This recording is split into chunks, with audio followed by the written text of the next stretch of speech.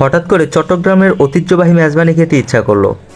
তাই মেজবানি খেতে আমি চট্টগ্রাম না চলে গেছি ঢাকা। আর কোথায় গেছি সাথেই থাকেন।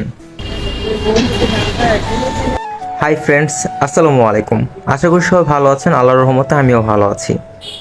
তো বন্ধুরা, মেজবানি খেতে বের হয়ে তো এখন দেখি রাস্তায় প্রচুর জ্যাম। আসলে এত পরিমাণ জ্যাম ছিল আসলে বলার মতো না। আমি বাসে বসে বসে থাকতে থাকতে একদম বোরিং ফিল করতেছিলাম।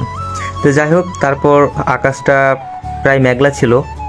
তো মেঘলা আকাশটা আপনাদেরকে দেখানোর চেষ্টা করলাম। আজকে আমি চলে যাচ্ছি চট্টগ্রামের ঐতিহ্যবাহী মেজবান খেতে।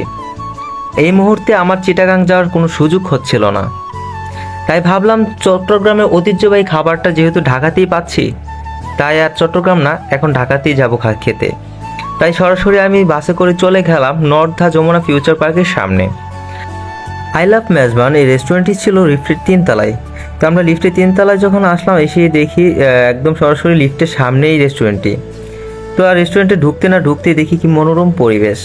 আসলে রেস্টুরেন্টের পরিবেশটা ছিল খুবই সুন্দর এবং চমলক্ষ। আমার কাছে খুবই ভালো লাগছিল। রেস্টুরেন্টে বসার পর দেখি চারপাশে দেয়ালে তাদের কিছু ট্রেন্ডিং পিকচার লাগানো আছে। আসলে পিকচারগুলো দেখে আমার কাছে খুবই ভালো লাগতেছিল। আরেকটা জিনিস আমার কাছে ভালো লাগছে, আর সেটা হচ্ছে এই রেস্টুরেন্টের চারপাশের দেয়ালের মধ্যে আপনার চট্টগ্রামের ঐতিহ্যবাহী ভাষায় প্রত্যেকটা আইটেমের নাম কিন্তু তারা উল্লেখ করে রাখছে। আর এই জিনিসগুলো আমার কাছে খুব ভালো লাগছে। আর এটা যে দেখতেই পাচ্ছি সামনে কিন্তু যমুনা ফিউচার পার্ক। একদম এই রেস্টুরেন্টে বসে চারপাশটা মানে নিচের পরিবেশটাও দেখা যাচ্ছে, খুবই সুন্দর, খুবই মানে ভালো লাগার মতো একটা বিষয়। তো যাই হোক, এই রেস্টুরেন্টটা খুবই ডেকোরেশনও খুব সুন্দর। এখানে লাইটিং করা আছে। I love Mezban. এখানে আপনার এই রেস্টুরেন্টে গেলে আবার স্পিকও নিতে পারবেন। তো যাই হোক, আমাদের খাবার চলে আসছে। এটা হচ্ছে কালাভুনা, আর কালাভুনার সাথে আছে সোনার ঢাল আর রাইস। বন্ধুরা, এখানে আরেকটা কথা বলে রাখি, এখানে গরুর নলা পাওয়া যায়। আর গরুর নলা কিন্তু অনেকে পছন্দ করে, আর আমারও কিন্তু গরুর নলা খেতে আমারও ভালো লাগে। ঠিক আছে, আমারও পছন্দ। চলেন শুরু করা যাক। তো আপনারাও সাথেই থাকেন, দেখতে থাকেন। আর কেউ খেতে চাইলে আমার সাথে শেয়ার করতে পারেন। বলেন। ভাই, সোনার ঢালের এখনো মানে আমার মুখে এখনো বেজে আছে, মানে এরকম লাগতেছে জানি, এত টেস্ট। মানে আপনারা না খাইলে কখনো বুঝবেন না।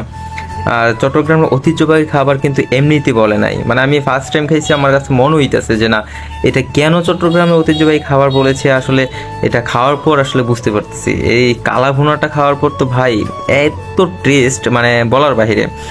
মানে আমি মুখে দেওয়ার পর মাংসটা যখন কামড় দিলাম, মনে হচ্ছে যে মানে কি জানি কামড় দিছি। তো যাই হোক, যদি এরকম ঐতিহ্যবাহী খাবার আপনারাও ঢাকায় বসে খেতে চান, তাহলে অবশ্যই আর দেরি না করে এখনই চলে যেতে পারেন।